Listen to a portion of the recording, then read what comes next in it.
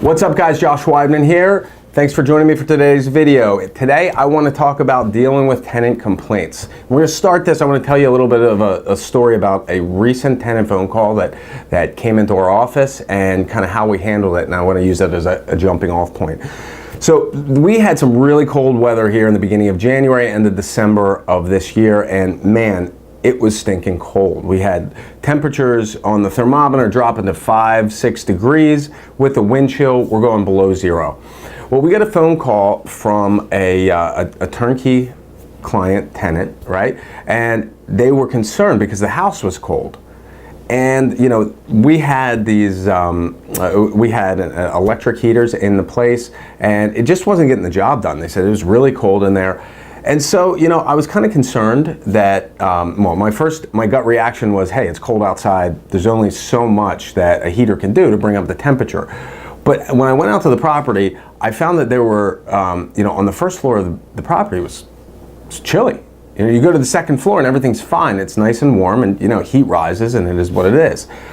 And so as I investigated it, what I found was that there was some problems with the heater in the basement, and because that wasn't heating up, you had a freezing floor on the first floor, and so the temperatures weren't rising enough to be comfortable. And so what we did was we replaced the heater in the basement and solved the problem, and you know, everything was great.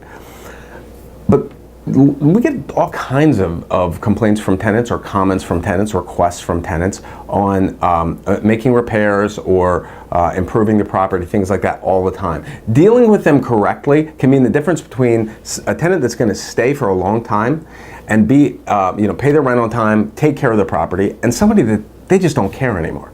Now, I always recommend to anybody that I talk to that's looking to invest in rental properties is to make sure that the property functions correctly, right? First, make sure the heating system works, make sure the roof doesn't leak, make sure the windows open and close, the front and back doors work properly. You know, make sure that everything works the way it's supposed to. When you flush the toilet, it flushes. You turn the water on, it flows.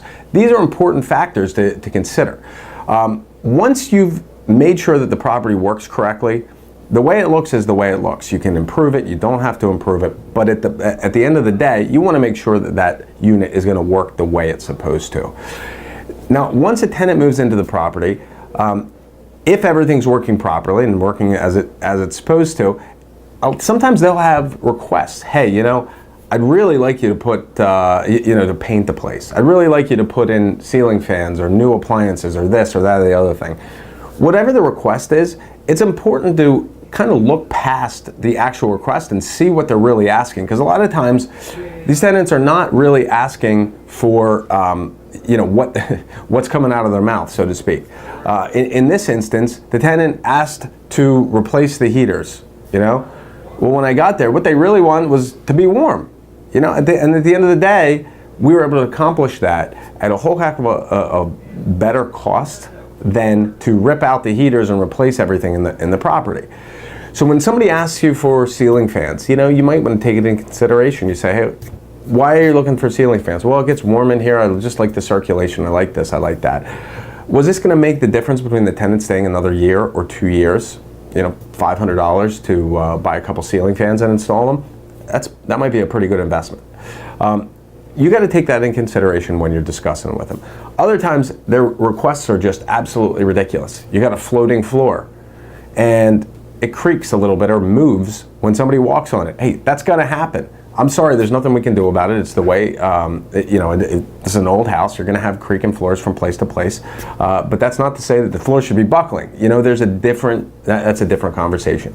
So you just have to interact with the tenant, treat them with respect, see if there's a legitimate concern that needs to be addressed, and then if it's not something legitimate and it's kind of an optional request, you know, you got to gauge whether that is going to, in the long run, going to be worth it to keep the tenant, keep them happy, keep them paying, and keep them in the property.